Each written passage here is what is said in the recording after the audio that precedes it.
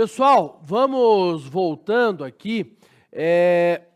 A gente vai agora partir para um próximo ponto, que é os crimes praticados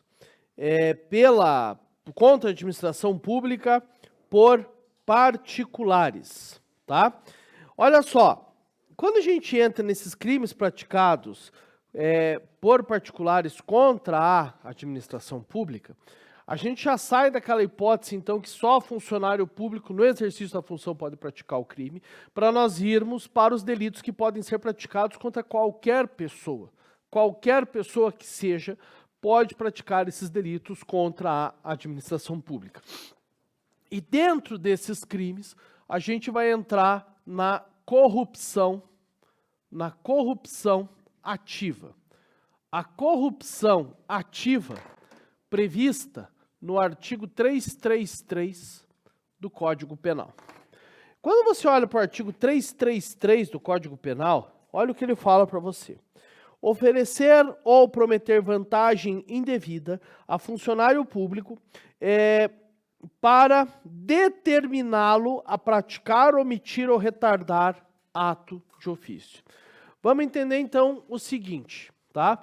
Quando ele fala aqui, quando ele está falando aqui em oferecer, o que esse tipo penal está falando para você? Ele está dizendo que o particular que entrega o dinheiro ao funcionário público como uma forma de corrupção, ele vai responder por esse delito. E aqui vem um ponto que é o essencial, que vem algumas perguntas. Tá, professor, mas o cara que paga e o funcionário público que recebe, eles vão responder por quais crimes? Que foi a pergunta da colega nesse sentido. O Código Penal, ele resolveu fazer uma diferenciação. Então, o que você tem que entender? Quando você fala em oferecer, é o cara que entrega o dinheiro para o funcionário público. Se o funcionário público pega esse dinheiro e embolsa esse dinheiro, você vai ter a seguinte situação. O particular responde por corrupção ativa, na forma do 333 do Código Penal, e o funcionário público responde pela corrupção passiva do 317. O Código Penal dividiu os crimes. Por isso, então, que o particular que dá o dinheiro não responde por corrupção passiva. Ele vai responder por corrupção ativa. Aí você fala, professor, mas e esse nome? Ora, o nome é na seguinte situação, a corrupção é ativa porque eu estou corrompendo, eu estou agindo ativamente para corromper alguém. E, por outro lado, a corrupção é chamada de passiva, por quê? Porque o funcionário público passivamente aceita ser corrompido. Então, é nesse sentido que a gente trabalha aqui. Então, quando você fala em oferecer, qualquer pessoa que dê a vantagem, que ofereça a vantagem ao funcionário público, vai responder por esse crime, tá? Por outro lado, você tem aqui no artigo 333 do Código Penal, você tem aqui ainda prometer. O prometer vem no algo futuro. O prometer vem no futuro. Então, quando a gente fala em promessa, a gente está falando em algo no futuro. Como assim? Se você deixar de me multar, eu vou te dar uma grana. Se você me der o alvará, eu te dou lá os 50 mil que eu te prometi.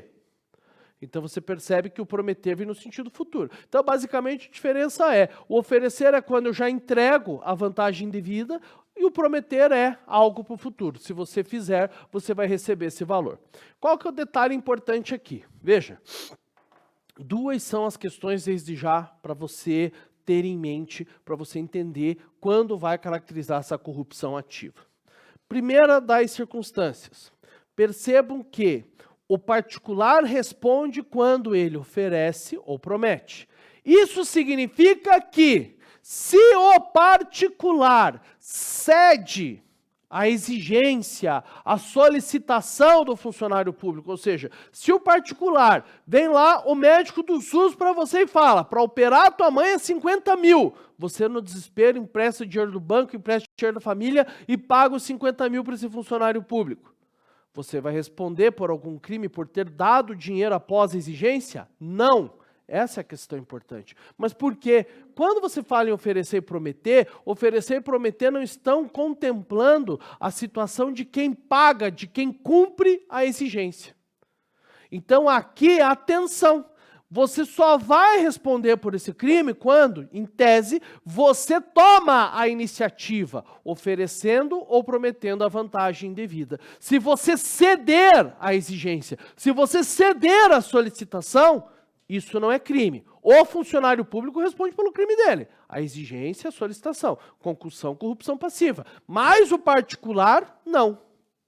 Porque oferecer e prometer não contempla o pagar, o ceder, e a lei aqui sempre tem que ser interpretada de maneira fechada. A gente tem que olhar para as palavras da lei e falar, opa, isso está contemplado, isso não está contemplado pela lei. Ok? Fechou? Um segundo ponto.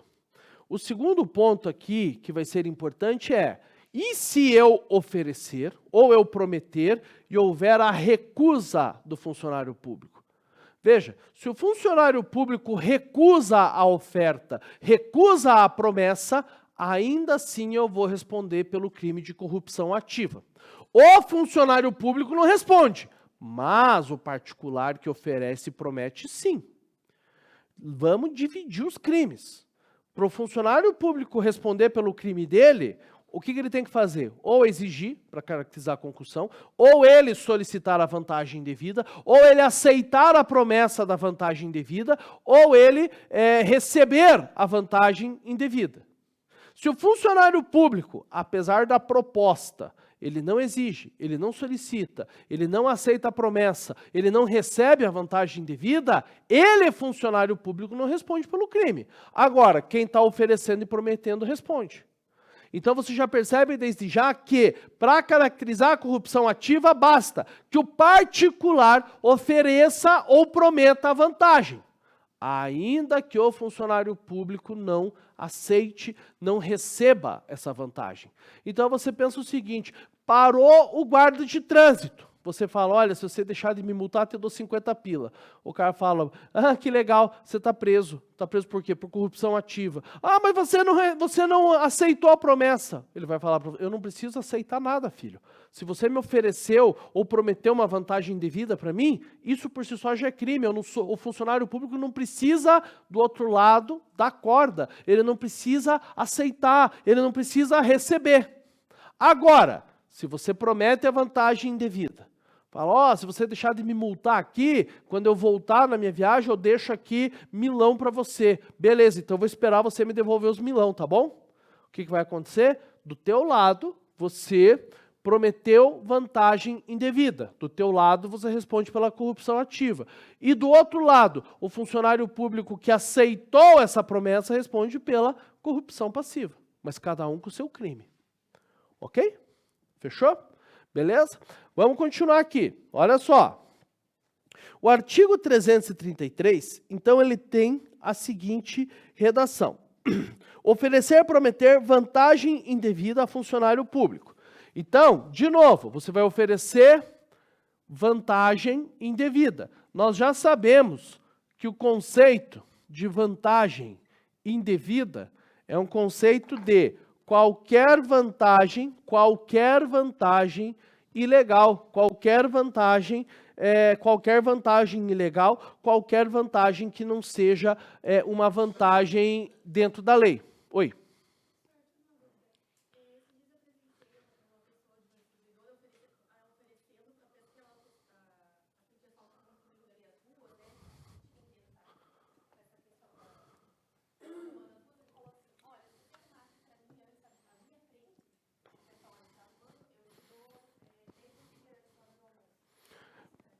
A pergunta, colega, o pessoal que trabalha para construtora, aí a gente vai entrar na situação, talvez, do terceirizado. E aí você não teria, porque existe uma discussão, mas aí não tem nada a ver com o concurso, só para esclarecer a tua dúvida, existem as questões que envolvem corrupção privada. Por exemplo, você teve um caso que ficou famoso na Europa, de um determinado fornecedor de cintos de segurança que corrompeu o presidente de uma montadora para que comprasse o cinto de segurança da fábrica dele, né? Aqui no Brasil, isso não é crime. Lá na Alemanha que é a chamada corrupção privada. O que você tem nesse caso, né? Ali nesse caso, você tem o executor da obra, mas ele não é o responsável por determinar para onde vai essa obra. Então, você poderia falar aqui numa corrupção privada que não é crime. Entendeu? Então, essa é a conduta atípica. Essa oferta, porque o que tem que ser? A oferta tem que ser feita perante um servidor público que, por lei, tem o dever de praticar um ato. Tá? Então, você pode excluir ali e falar, olha, tudo bem, trabalhista, ele vai poder responder o cara que aceitar isso, porque pode ser uma infração dentro do direito do trabalho, mas penalmente falando, já não. Seria uma situação que se enquadra próxima do cara que tem que limpar, que é o terceirizado, que vai fazer o cafezinho, etc e tal. Oi, primeiro lado.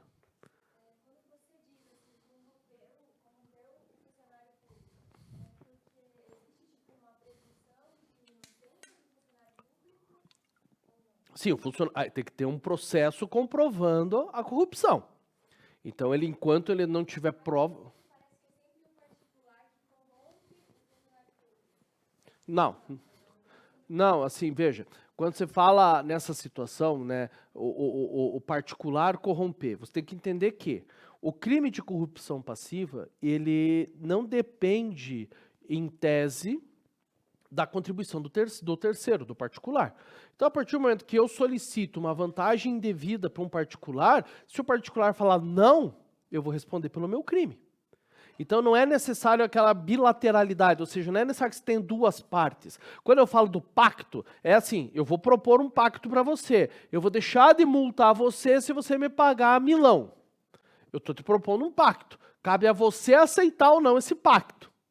Agora, quando a gente fala na corrupção ativa, é da mesma forma.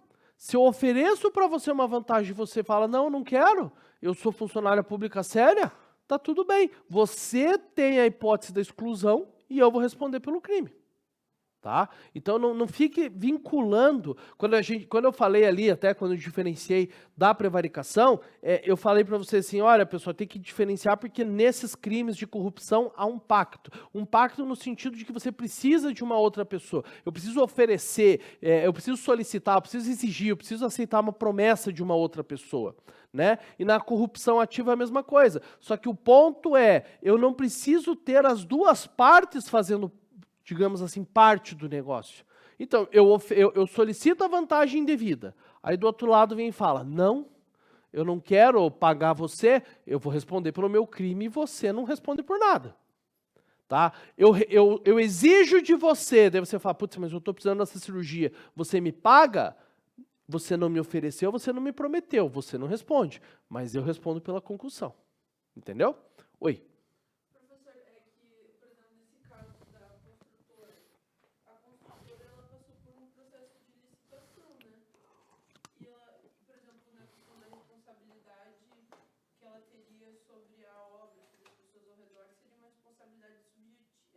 Mas aí você está confundindo o direito administrativo com o direito penal. Sim, só que eu fiquei pensando assim, ela está fazendo um papel, ela está fazendo um serviço público meio que, né? Uhum. Bem, é que aí que está o ponto, né? O funcionário, o sujeito que está prestando o serviço, ele trabalha como um terceirizado. Entendeu?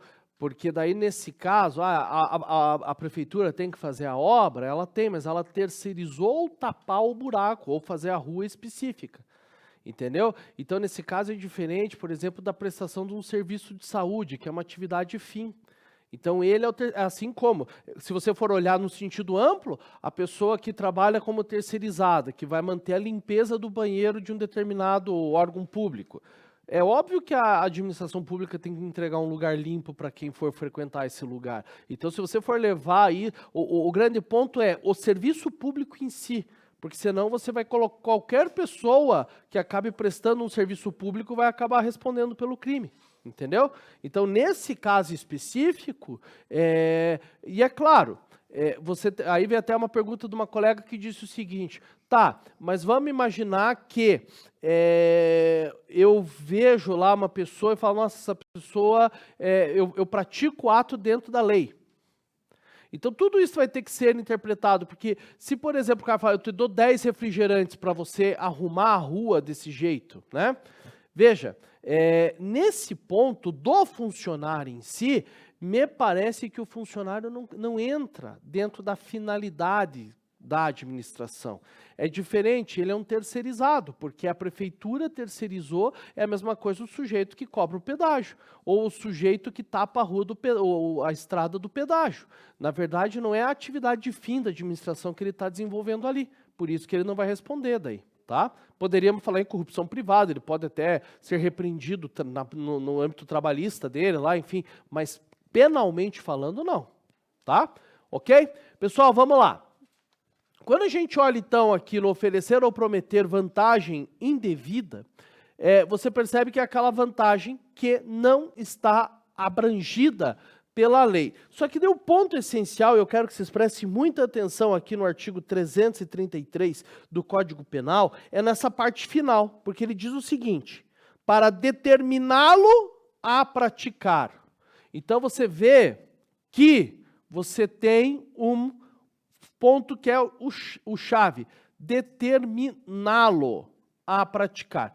O determiná-lo a praticar, o ponto para você entender aqui, o ato ainda não foi praticado, o ato não existe.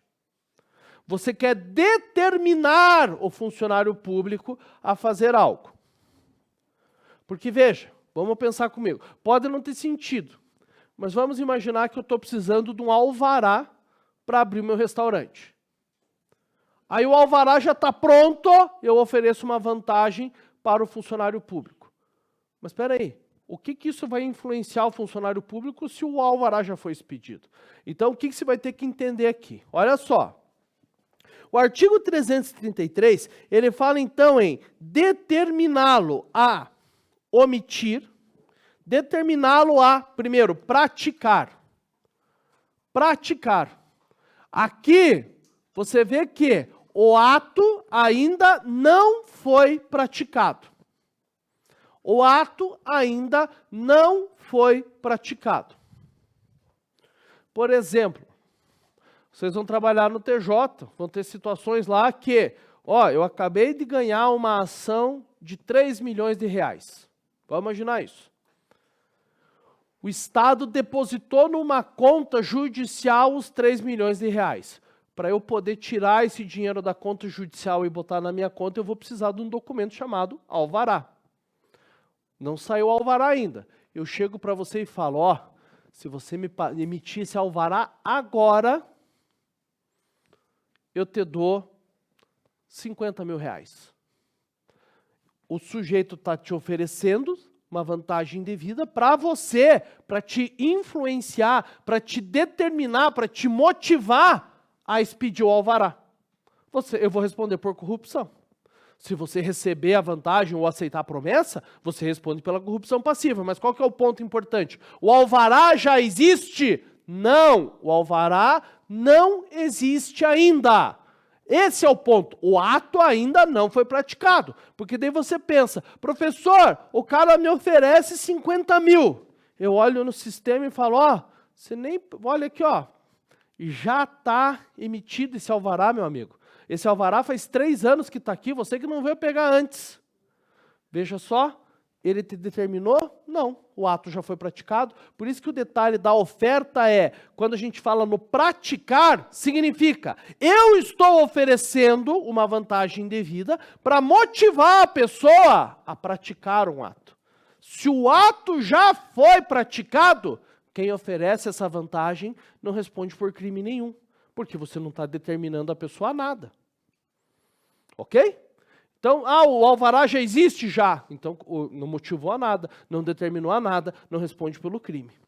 Ok? Entendido? A segunda hipótese que você tem aqui nesse artigo 333 do Código de Processo Penal é omitir. O omitir, pessoal, vem no sentido de deixar de fazer. Você oferece, você promete vantagem indevida com a intenção de motivar a pessoa a não praticar o ato. Motivar a pessoa a não praticar o ato. Motivar a pessoa a não praticar o ato.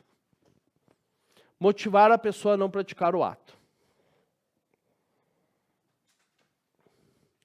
Então, quando você fala assim, motivar a pessoa a não praticar o ato, motivar a pessoa a não praticar o ato, basicamente é cair numa blitz da lei seca, os caras vão me levar preso, e aí eu ofereço dinheiro para que eles não me prendam. Você está oferecendo uma vantagem indevida para motivar os policiais a não te prender, a omitir a necessidade da prisão. Então aqui você está tentando fazer com que o ato, ou seja, aquilo que o funcionário público tem que fazer em razão da função. Professor, se eu for funcionário do TJ, se o cara te oferece uma grana para você não fazer o mandado de prisão dele, isso caracteriza corrupção. Como assim, professor? O juiz mandou prender, só que para prender tem que ter um mandado de prisão no sistema. E o mandado de prisão depende do quem? Do servidor colocar no sistema o mandado de prisão. Mas isso não foi feito. Por quê? Porque eu recebi uma grana. Eu determinei o cara a não fazer isso, por vantagem indevida. E a terceira hipótese é o retardamento. A terceira hipótese é o retardamento. A terceira hipótese é o retardamento. Quando a gente fala em retardamento, significa você oferecer uma vantagem indevida ao funcionário público para ele praticar fora do tempo, para ele atrasar o cumprimento do mandado. Vocês não serão oficiais de justiça, mas pensa lá, o sujeito que se depara com uma ordem de prisão por não pagar pensão alimentícia.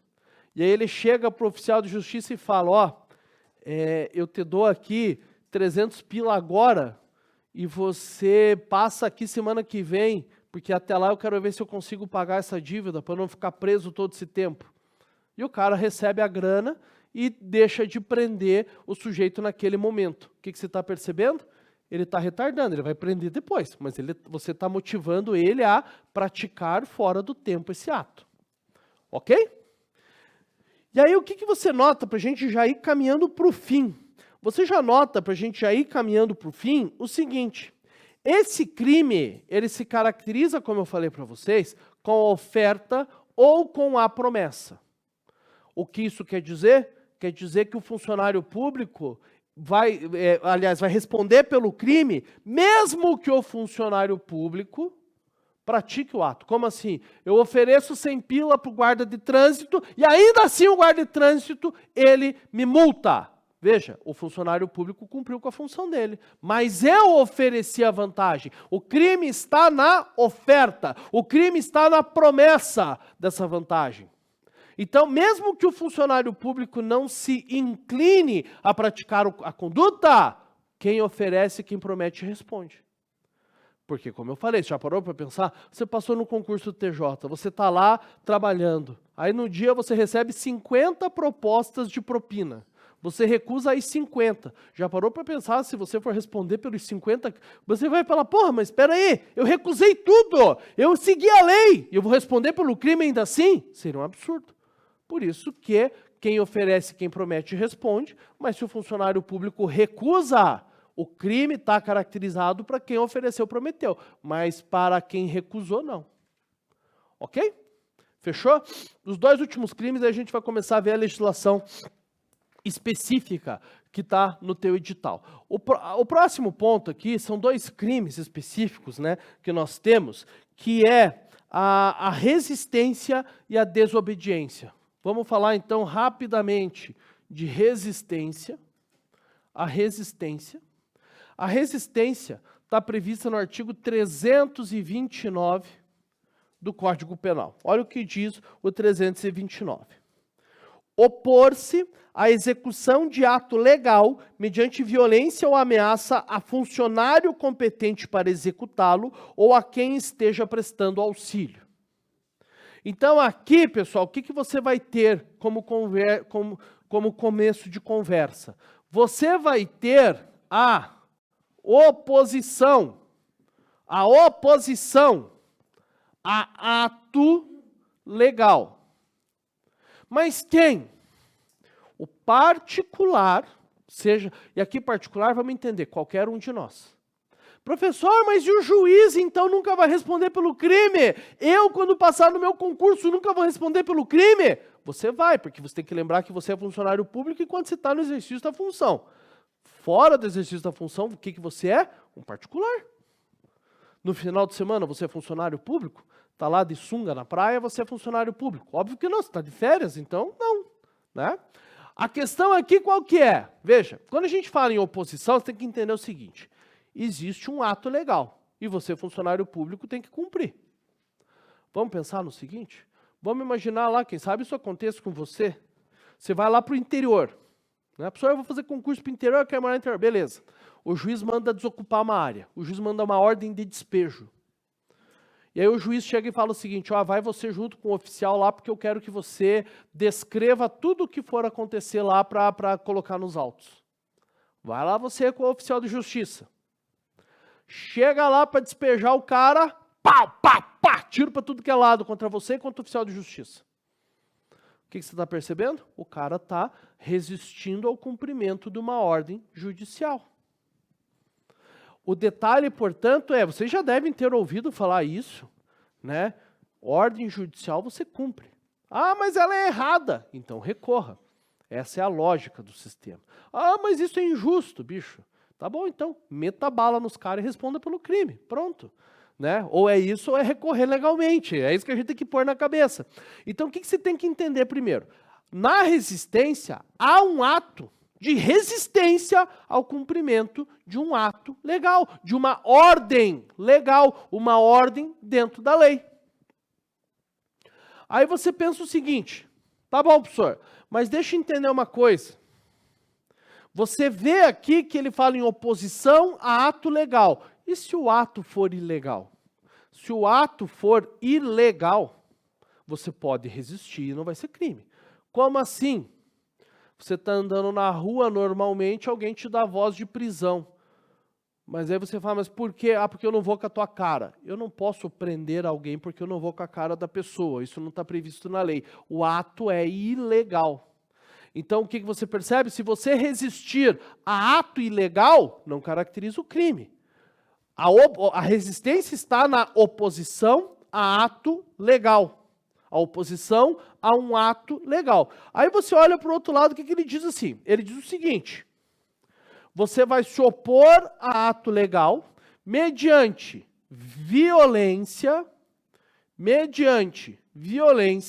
ou mediante grave ameaça.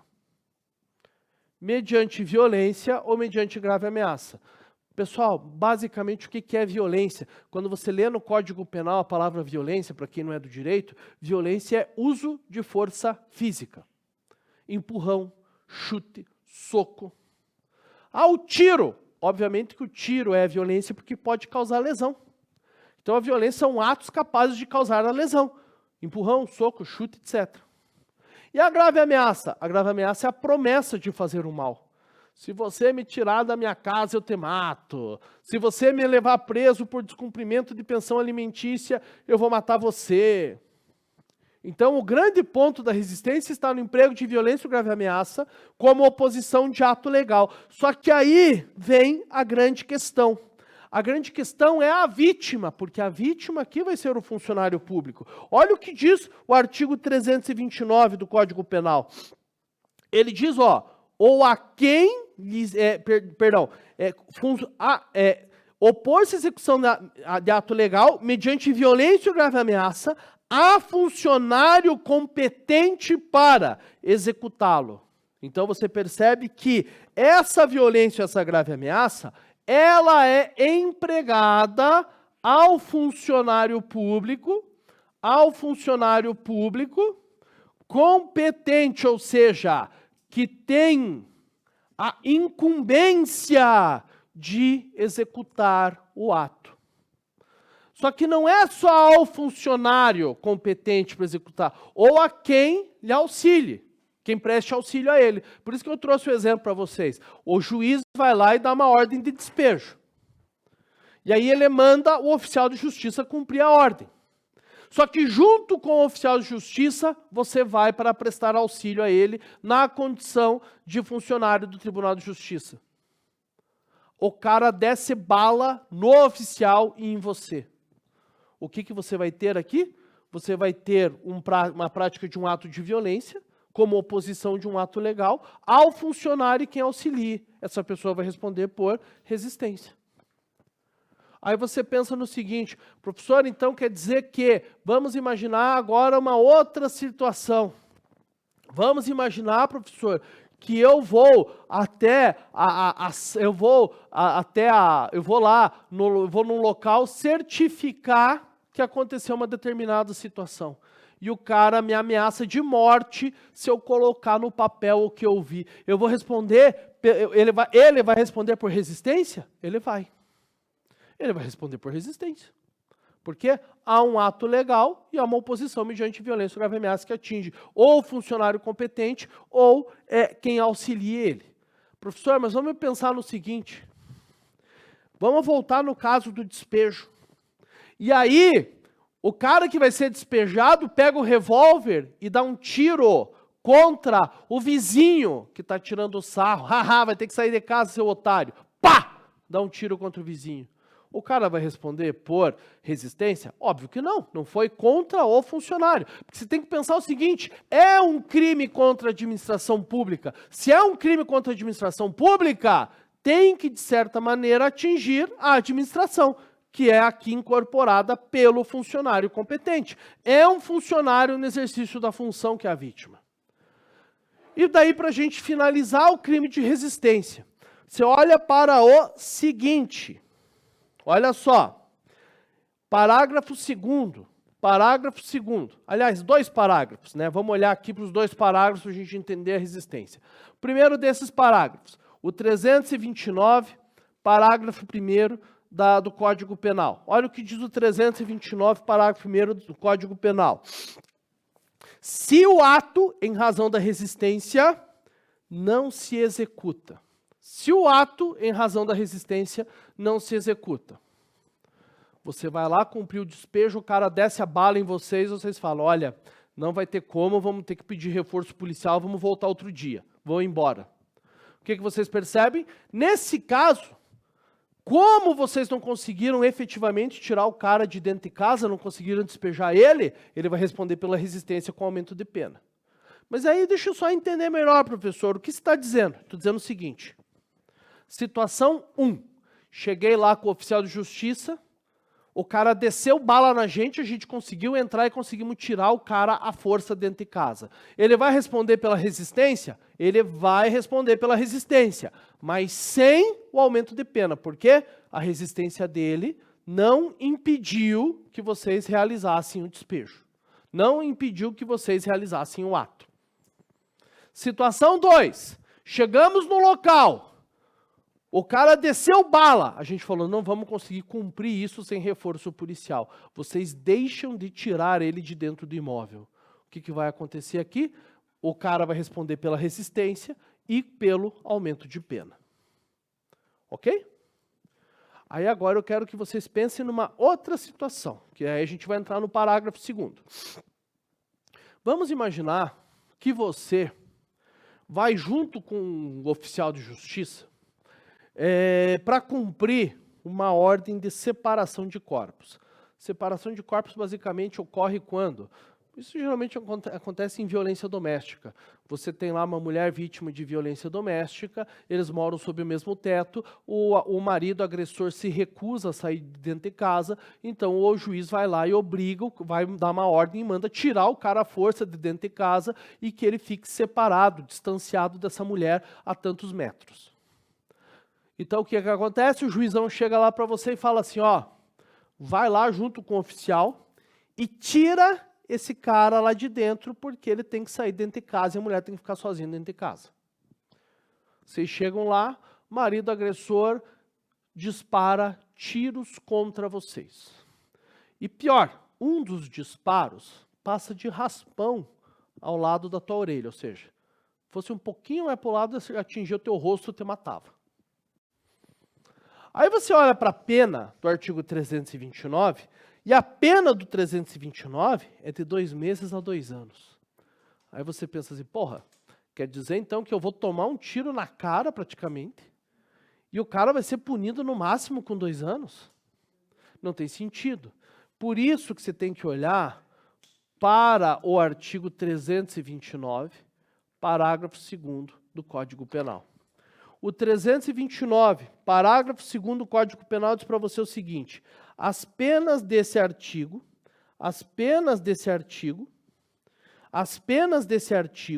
são aplicáveis sem prejuízo das correspondentes à violência. Como assim, professor? Preste atenção. A resistência é um crime contra a administração pública. Então, quando o cara pratica a resistência, quando ele se opõe a esse ato legal, ele está atingindo a administração pública. Só que daí você pensa, pô, mas e a minha vida? Por isso que o código está falando. Se o sujeito, né? Porque daí você entende que as penas desse artigo são aplicáveis sem prejuízo correspondente à violência. Ou seja, se o cara emprega força física contra você e você se machuca ou acontece qualquer coisa, ele também vai responder em relação aos fatos que envolvem a tua situação pessoal. O que eu quero dizer com isso? Se o cara te dá um tiro na tua cabeça, o tiro passa raspando, ele vai responder pela resistência mais a tentativa de homicídio. Se você vai cumprir uma ordem judicial e o cara te dá um soco na cara antes de ser preso, ele vai responder pela resistência, porque ele está se opondo a um ato legal, mais a lesão corporal. Então percebam que o código não está olhando e falando o seguinte, então quer dizer que eu posso fuzilar o oficial de justiça, eu vou responder só por resistência? Não. Se você fuzilar o oficial de justiça, você responde pela resistência, porque você está se opondo ao cumprimento de um ato legal, mais o homicídio. Vai responder pelos dois. Oi?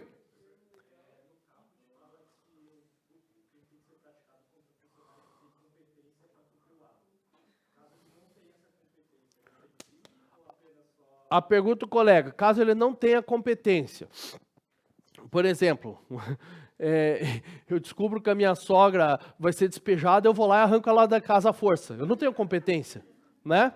Nesse caso aqui, o que vai acontecer? Eu não vou responder. E aí, assim, ó, vamos lá. Ela resiste a isso. Eu vou tentar tirar a força, ela vai lá e me dar um tiro na perna para impedir que eu tire ela à força.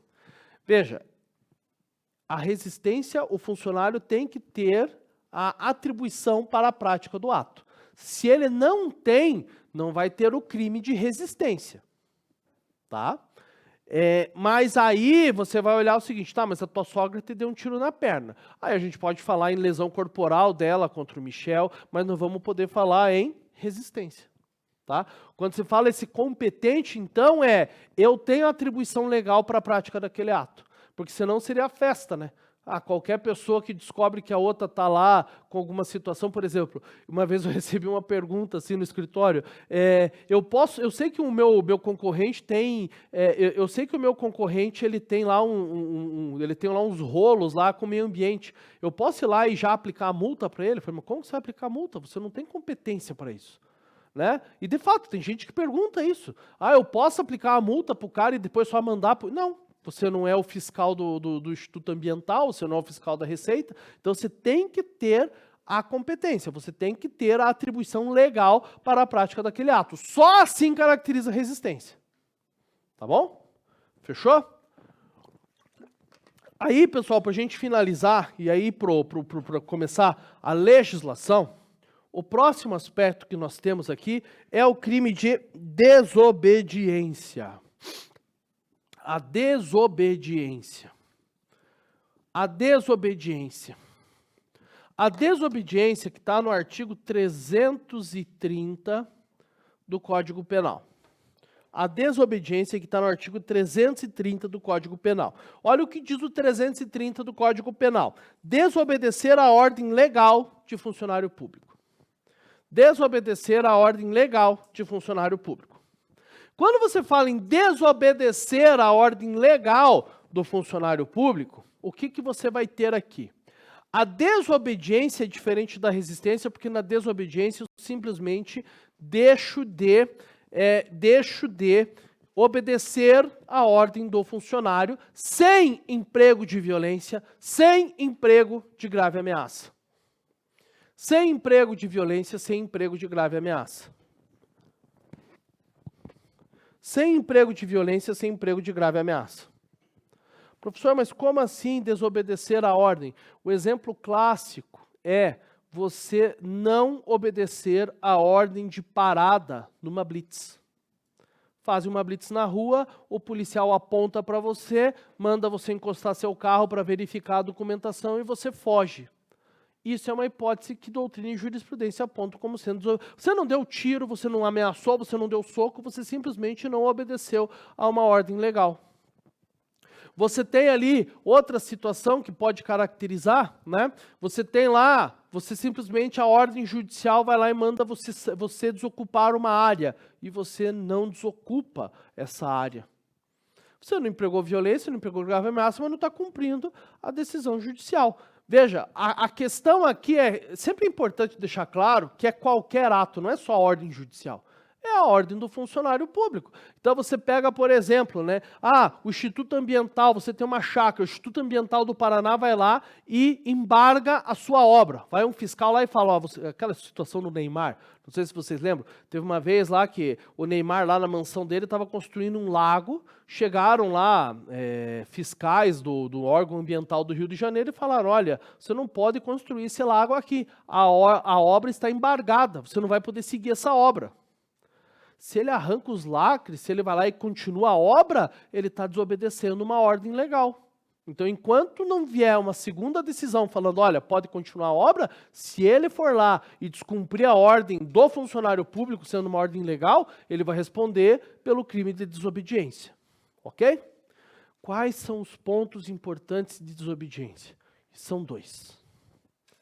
O primeiro deles, e presta atenção, só vai caracterizar a desobediência, se não houver previsão de sanção pelo descumprimento da decisão. Como assim, professor? Só vai caracterizar desobediência se não houver sanção pelo descumprimento da decisão. Vocês já ouviram, e provavelmente vocês ouvem, volte e meia em jornal, o seguinte: o juiz vai lá e dá uma ordem. Por exemplo, ele manda desocupar uma área e ele bota na decisão que se a área não for desocupada, se a área voltar a ser ocupada, eu vou aplicar à pessoa uma multa de R$1.000 por dia. As rastreantes. Aí você vê uma outra situação. Você vê lá, professor, vamos pensar no caso vamos pensar lá na situação de uma faculdade ser obrigada a matricular um aluno numa determinada disciplina, sob pena de multa de R$3.000 por dia. O que acontece nesses casos em que a decisão judicial fala, faça isso, se você não fizer, vai ter uma multa diária de tanto. Se você descumprir a decisão, você vai ser responsabilizado pelo pagamento da multa. Não caracteriza a desobediência. Então, o que eu quero dizer para vocês? Para ter o crime de desobediência, só vai estar caracterizado quando não houver uma previsão de multa, não houver uma previsão de punição específica pelo descumprimento da decisão. Ok? Porque daí você pensa, né? Professor, porque se aí qualquer decisão judicial você seria preso. Não é assim que funciona. Só vai ter crime de desobediência quando não houver uma punição específica prevista pelo descumprimento da decisão judicial. Ok? E aí eu quero chegar no segundo ponto, que é um conflito que você tem com o artigo 24A da Lei 11.387. 343 de 2006, a Lei Maria da Penha. A Lei Maria da Penha. A Lei Maria da Penha é o próximo tópico que eu vou tratar, tá? Mas basicamente o que eu quero que você veja aqui nesse artigo 24A da Lei 11.340, é 11.340, perdão, não é 11.343, é 11.340. A 11.343 é a Lei de Drogas, aqui não é a Lei de Drogas, é 11.340, tá? Pessoal, o artigo 24A, ele traz a previsão do crime de descumprimento de medida protetiva. Só para você entender que é o próximo tópico para a gente não ser repetitivo. Por enquanto, que eu vou explicar melhor para vocês quando caracteriza a violência doméstica contra a mulher, por concurso, etc e tal, por enquanto o que eu quero que você tenha em mente? Se uma mulher é vítima de violência doméstica, a lei permite que essa mulher vá até uma delegacia, ela peça a chamada medida protetiva. Ou o próprio delegado pode pedir a medida protetiva em favor da mulher, ou o Ministério Público, etc. O que é a medida protetiva? Como o próprio nome fala, são medidas que visam a proteção de uma mulher que, em tese, é vítima de violência doméstica. Então, dentro disso, o que a Lei Maria da Penha prevê? A Lei Maria da Penha prevê como medida protetiva a mulher vítima de violência doméstica, o afastamento do lar, a proibição de aproximação, e aí o juiz fixa um raio de 300, 400, 500 metros, a proibição do contato. São várias as medidas protetivas previstas nessa lei. São diversas. Só que aí eu quero que você pense na seguinte. Vamos imaginar então que um juiz vai lá e fixa a seguinte medida protetiva para o agressor. O senhor está proibido de se aproximar de um raio de 500 metros da casa da vítima. E aí aquele sujeito que está com a medida protetiva contra ele, ele descobre que a mulher arrumou um novo namorado. E ele então invade a casa, quebra o portão, se aproxima dela para tirar satisfações. Se você for olhar, você vai pensar o seguinte, poxa, ele está desobedecendo uma ordem judicial. Há um ato legal que proibiu ele de se aproximar dessa mulher.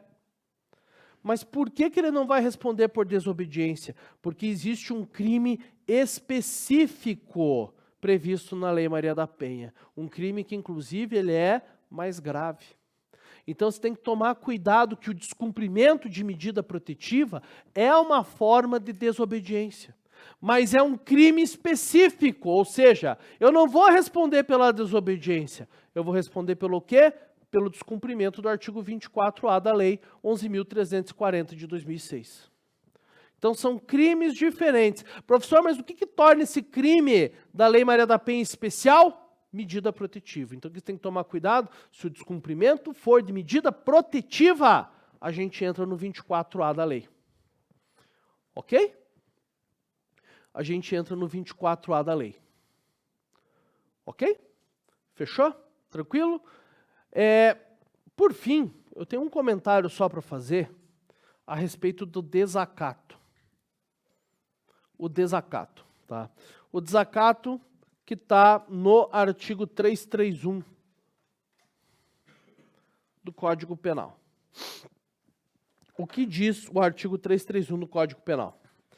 Desacatar funcionário público no exercício da função ou em razão dela. Pessoal, rapidamente, o que é o desacato?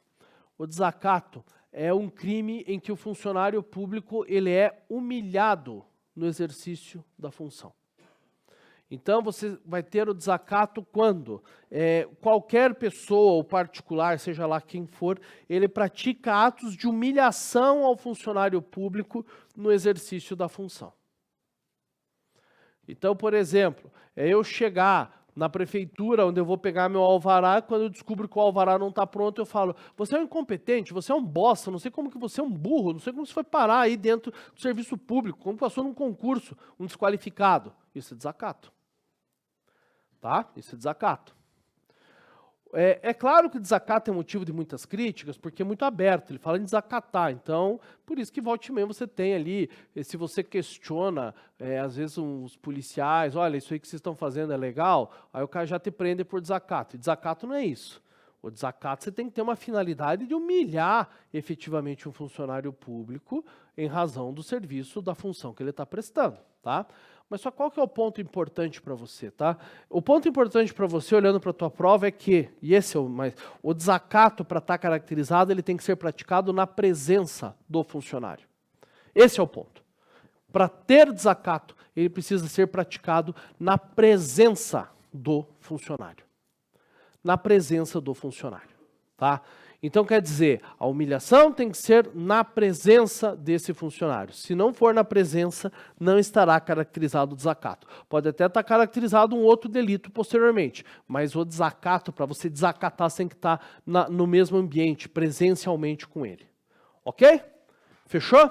Terminamos, então, os crimes contra a administração pública e agora eu entro na segunda parte do nosso conteúdo, que é a parte da legislação. Quando a gente fala em legislação, são leis penais que estão previstas no seu edital que podem ser cobradas, né? E aí o que eu verifiquei, basicamente, o que nós vamos trabalhar aqui, né, que são as mais importantes. Violência doméstica, Lei Maria da Penha, crimes hediondos e abuso de autoridade. Essas são as leis penais aí que estão mais em voga e que estão previstas no edital de vocês. Eu vou começar com a Lei Maria da Penha, tá? A Lei de Violência Doméstica. Eu vou começar então com a Lei 11.300... Deixa eu colocar aqui em cima. Eu vou começar então com a violência doméstica. A violência doméstica. A violência doméstica, que é a Lei Maria da Penha, a Lei 11.340 de 2006. Tá? Então, eu peço que vocês aqui acompanhem a aula, façam as anotações dos artigos, depois façam a leitura desses artigos para a gente entender o que é essa violência doméstica. Pessoal, o primeiro aspecto que eu quero que você entenda é o seguinte, tá? Quando a gente começa a falar de violência doméstica, muitos ligam à lesão corporal, né? Você liga sempre a situação, poxa, a mulher está dentro de casa com o marido dá um tapa na cara da mulher, a mulher está dentro de casa, pede a separação, o marido dá um soco, ou a situação lá que ficou famosa do sujeito que, aquele bombado que foi lá e deu 60 socos na cara de uma mulher. Né? Geralmente a gente fica... Mas o que eu quero que vocês entendam é o seguinte, tá? A violência doméstica é muito mais ampla.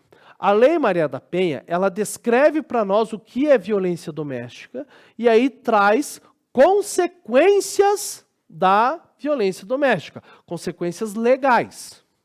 Você tem que entender, então, para começar a conversa, qualquer crime praticado contra uma mulher pode ser caracterizado como violência doméstica? Sim. Então você está falando, professor, então quer dizer que pode entrar dentro da Lei Maria da Penha o filho que subtrai o dinheiro da mãe de 80 anos? Sim, qualquer crime. Por isso que é importante nós entendermos o seguinte, tá? Quando a gente fala em violência doméstica, nós temos que entender o seguinte, tá? O que caracteriza a chamada violência doméstica? E aí... nós vamos começar olhando para o seguinte. A violência doméstica é descrita primeiro no artigo 5º da Lei Maria da Penha. E aí quando você fala nesse artigo 5º da Lei Maria da Penha, você está vendo o seguinte, no artigo 5º da Lei Maria da Penha. Ele fala, deixa eu só localizar aqui o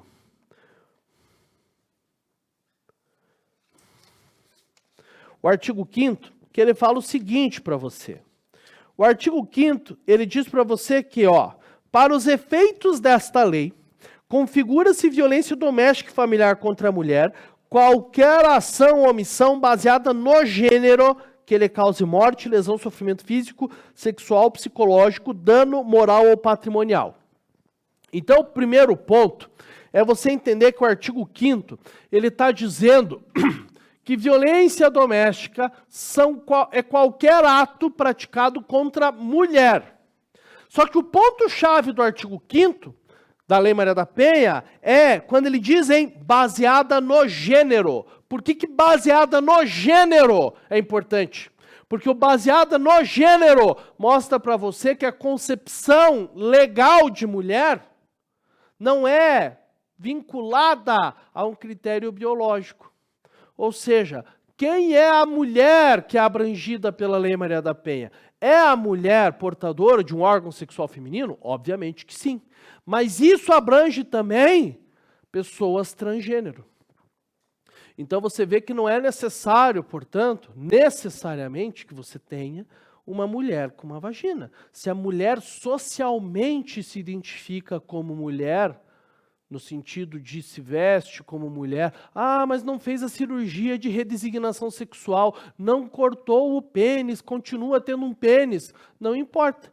Se é transgênero, entra dentro dessa hipótese. Até porque, para quem não é do direito, mas só para você entender a lógica, o Supremo Tribunal Federal já decidiu, e isso é seguido por tudo, pela doutrina, pela jurisprudência, então não existe posicionamento contrário, de que uma pessoa nem sequer ela precisa passar ela não precisa passar por um procedimento judicial para ela mudar um gênero num documento. Então, se, por exemplo, me identifico como mulher, resolvo ir no cartório e falar, olha, eu quero que os meus documentos sejam com o meu nome social. Ok, vai fazer. Então, aqui basta a identificação social como mulher. Ou seja, o transgênero, por isso que você vê muitas vezes o seguinte, professor, mas o sujeito foi lá, mantinha uma relação de união estável com um transexual que ele conheceu na rua porque se prostituía e acabou agredindo essa pessoa. Vai ser caracterizado como mulher. Então não é só a situação física, biológica, mas a situação social. Professor, então você está me dizendo o seguinte, se eu tiver vestido no carnaval de mulher um dia na vida, o cara vai lá me dar um soco, vai entrar a Maria da Penha? Óbvio que não. Né? Porque sempre vem essa pergunta, óbvio que não. Você se identifica socialmente como mulher diariamente? Não. Quando você fala em transgênero, é a pessoa que se identifica na vida como sendo do sexo feminino. Aí a outra dúvida que surge é, tá, professor, mas e no caso de homossexuais, homens, né? Sempre vem o papo de, mas um é passivo, então quer dizer que, pessoal, homem não entra na Lei Maria da Penha. Tá? Existe uma decisão do Supremo Tribunal Federal, numa situação muito específica, que daí se depois, acho que não é o caso do concurso de vocês, mas se depois você quiser, tiver curiosidade, pode conversar comigo. Mas fora isso que você tem que entender, se o homem acaba sendo vítima de uma violência dentro de casa praticado pela esposa, vai ter aplicação da lei penal a esse caso. Vai ter aplicação da lei cabível, só não vai ser a lei Maria da Penha. Porque a lei Maria da Penha, você tem vítima mulher, vítima do gênero feminino. E aí uma última questão que vem é, tá, professor, mas e se a violência for praticada por outra mulher? Se, por exemplo, duas mulheres vivem numa união estável homossexual, e aí a mulher bate na companheira. Vai ter Lei Maria da Penha? Vai, porque aqui a gente olha para a vítima. Então a vítima é a mulher. Não importa quem seja o autor da agressão. Ou a autora da agressão. Só que aí nós temos que tomar um cuidado. Porque a própria lei vai delimitar. Então, em que circunstância essa mulher vai ser vítima de crime. Então você vai ter aqui, numa primeira situação, tá? Artigo 5º, inciso 1. O artigo 5º, inciso 1, ele fala no âmbito da unidade doméstica, compreendida como espaço de convívio permanente de pessoas com ou sem vínculo familiar, inclusive esporadicamente agregadas. Então a primeira situação é a do inciso 1, unidade doméstica. O que eu quero dizer com isso? Eu quero dizer com isso que, atenção, se você tiver uma mulher para caracterizar a violência doméstica da Lei Maria da Penha, a primeira situação é, a mulher é vítima de qualquer ato, qualquer crime dentro da unidade doméstica. E o que o artigo 5º, inciso 1, quer dizer com unidade doméstica? Ele quer dizer o seguinte, Ele quer dizer que essa lei vai abranger aquelas mulheres que dividem o teto com o agressor. Apesar de não ter qualquer relação afetiva, apesar de não ter qualquer relação familiar, mas estão dentro da mesma unidade doméstica. Mas, professor, isso para mim é muito abstrato. Me dá um exemplo? Claro. Vamos imaginar uma das mulheres aqui da sala que divide um apartamento com um amigo para dividir as despesas de aluguel, enfim. Vamos imaginar isso. Você mulher, divide o apartamento com um amigo. Você não é casada com o cara, você não tem uma relação afetiva com o cara, você não é parente do cara, você resolveu dividir um apartamento com um homem. Aí um belo dia, vocês se desentendem, porque a louça estava acumulando na pia, o cara não lavava, e você fala, meu, você precisa lavar a louça que você suja. E o cara vai lá e te dá um soco na cara. Vai ser aplicável ao teu caso violência doméstica? Vai. Você teve uma mulher vítima de um crime na unidade doméstica, sob o mesmo teto. O outro exemplo, empregada doméstica. Empregado doméstico convive sob o mesmo teto. Babá, você tem uma babá que passa todo dia com seus filhos. A babá está lá. Unidade doméstica. Então percebam que a lei abrange essa situação. Ok? Aí a outra hipótese que você tem aqui é o inciso 2. E o inciso 2 fala para você em família. Fala em família. E quando que você fala em família? Veja, quando o inciso 2 olha para você e diz, no âmbito da família, compreendida como a comunidade formada por indivíduos que são ou se consideram aparentados, unidos por laços naturais, por afinidade ou por vontade expressa. Família. O que eu quero dizer com isso? Você, sendo homem ou mulher, vai lá na casa da sua mãe, descobre que ela está fazendo alguma coisa, e você ameaça ela de morte. Mãe, eu vou te matar se você vender a casa da praia. Família. Você tem uma mulher que foi vítima do crime praticado por uma pessoa dentro do seu ambiente familiar. Vai caracterizar. Só que aí vem o ponto que é o seguinte, né? Você fala assim, professor, mas veja, você está dizendo que eu fui na casa da minha mãe ameaçar ela. Eu não moro com a minha mãe. E aí vem um outro detalhe. Cada um dos incisos tem que ser interpretado de forma autônoma. Eles não são cumulativos, ou seja, você não precisa ter unidade doméstica mais família. O que eu quero dizer? Quando a gente olha para a família, não precisa que você viva no mesmo teto que essa mulher da tua família.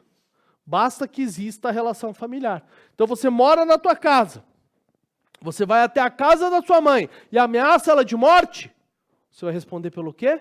Você vai ter uma violência doméstica aqui caracterizada. Tá? Então é no âmbito da família. Aí você pensa, professor, mas pode me dar um outro exemplo? Claro, um exemplo muito triste. O pai que descobre que a filha é homossexual e pratica o chamado estupro corretivo contra ela. Ah, você vai virar mulher. Vai lá e pratica o estupro corretivo. Esse estupro caracteriza hipótese de violência doméstica. Ah, mas é família. Família. Então veja, porque às vezes o que aparece, né? Ah, professor, mas eu pensava que era só... Por isso que eu falo para vocês, quando a gente pensa em violência doméstica, porque infelizmente a situação que mais acontece é a mulher, dentro de uma relação, acaba sofrendo algum tipo de violência. E não. Você pode ter, por exemplo, uma violência doméstica, uma irmã contra outra. Um irmão que pratica uma agressão contra uma irmã, ainda que não convivam, ainda que não vivam sob o mesmo teto.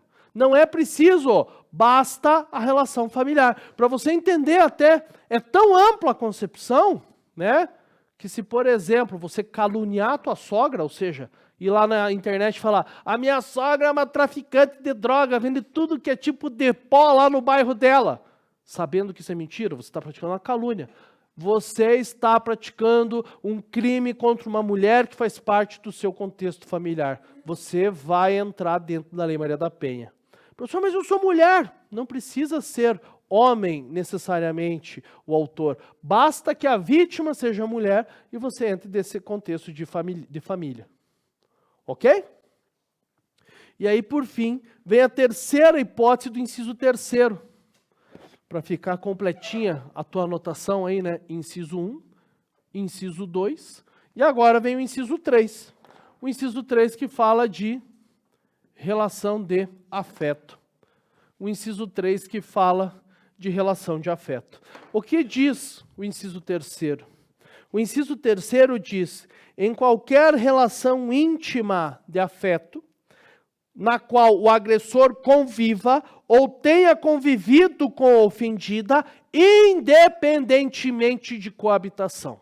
São vários aspectos aqui que a gente tem que tratar. Quando a gente fala em relação de afeto, a gente está dizendo então que existe, de certa maneira, uma relação afetiva entre o autor da violência e a vítima dessa violência. Tá? Então existe aqui uma relação entre o autor e a vítima dessa violência. Essa relação, tá? Essa relação pode ser um casamento, pode ser um namoro. O que eu quero só deixar claro, professor, mas e o ficante? Vai depender.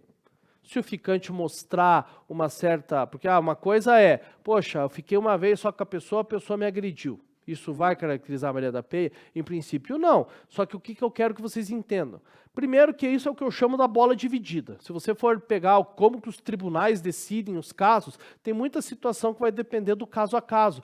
Só que o teu concurso não vai entrar no caso a caso. Ele vai entrar naquilo que é pacífico. O que é pacífico? Marido, mulher, namorado, namorada, união estável, ou seja, pessoas que moram junto e moram junto, mas não casaram. Só que aqui, o que é o aspecto principal? O aspecto principal é que essas pessoas, para entrar dentro da relação de afeto, a vítima e o agressor moram juntos, ou, mesmo que não morem juntos, podem entrar nessa hipótese. Essa parte final do inciso 3º que fala para você em independentemente de coabitação. Esse é o ponto mais importante. A lei está dizendo que, para aplicar a Lei Maria da Penha, a vítima, dentro da relação afetiva, não precisa necessariamente ter coabitado, ter vivido sob o mesmo teto que o agressor. Então você pega lá um casal de namorados, os dois nunca moraram juntos, cada um na sua casa. Ao término do relacionamento, o namorado vai lá e ameaça a menina. Qual o crime? Vai entrar dentro da Lei Maria da Penha? Vai entrar dentro da Lei Maria da Penha. Por quê? Mas eu nunca morei com ela. Mas espera aí, está dentro da relação de afeto? Entra nessa hipótese. Entra nessa hipótese. Ok? Entra aqui nessa hipótese, não tem o que discutir. Por isso você não pode ficar preso, porque aqui é a hipótese que a gente mais conhece, né? Se eles moram sob o mesmo teto, não tem dúvida nenhuma. Mas eles se separaram. Ok. Vai caracterizar também, tá?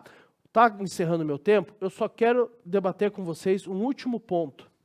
O último ponto diz respeito ao artigo 40A da Lei 11.340, perdão. O último aspecto diz respeito ao artigo 40A da Lei 11.340. O que diz o artigo 40A da Lei 11.340? O artigo diz o seguinte: esta lei será aplicada a todas as situações previstas no artigo 5º, independentemente da causa ou da motivação dos atos de violência e da condição do ofensor e da ofendida. Professor, traduz para mim. Pessoal, o que o artigo 40A está dizendo é que a Lei Maria da Penha, para ser aplicada, basta a ocorrência de uma dessas hipóteses. Não importa o que levou o sujeito a praticar aquele crime. O professor pode ser mais preciso? Claro. O que eu quero dizer, por exemplo, é que o marido, para entrar na Lei Maria da Penha, ele não precisa ter como motivo da agressão o pedido de uma separação. Qualquer hipótese que a mulher seja vítima de violência dentro dessas situações vai justificar a aplicação da Lei Maria da Penha. Aí você fala, professor, mas eu não estou entendendo. Tá bom, vamos pensar o seguinte. Você e sua esposa, vamos imaginar um marido que é sócio da esposa. E ele descobre que a esposa fez um investimento que acabou dando um prejuízo para a empresa. E em razão dessa discussão a respeito do prejuízo na empresa, o marido agride a esposa. Percebam, não tem nada a ver com o casamento, mas vai aplicar a Lei Maria da Penha, porque o artigo 40A, quando ele fala para você que aplica a Lei Maria da Penha, independentemente da motivação, o que ele está dizendo? Ele está dizendo que, independentemente do motivo, se a situação se enquadra dentro da hipótese do artigo 5º, aplica a Lei Maria da Penha. Então, o marido bateu na esposa porque a esposa errou no investimento da empresa. Tem a ver com um desacordo comercial deles. Não importa, aplica a Lei Maria da Penha. O pai bateu na filha, agrediu a filha, porque a filha arrumou um namorado. Aplica a Lei Maria da Penha. O homem bateu na mulher em virtude de uma situação de que ela atrasou o pagamento do aluguel e agora eles vão ser despejados. É uma discussão comercial, digamos assim. Aplica a Lei Maria da Penha. Por isso que eu quero que vocês leiam o artigo 40A pelo seguinte: a partir do momento que a mulher é vítima de violência doméstica dentro de uma dessas hipóteses, não precisa ser as 3, basta uma delas, aplica a Lei Maria da Penha. Não importa a motivação, não importa o porquê que ele praticou, o que importa é onde praticou. E se foi aqui dentro, caracteriza essa lei, tá bom? Pessoal, obrigado pela atenção de vocês. Nos vemos na próxima terça-feira com o encerramento do nosso conteúdo. A gente termina a Lei Maria da Penha e vamos para as outras leis aí, tá bom? Um abraço, bom descanso, boa aula. Tchau, tchau.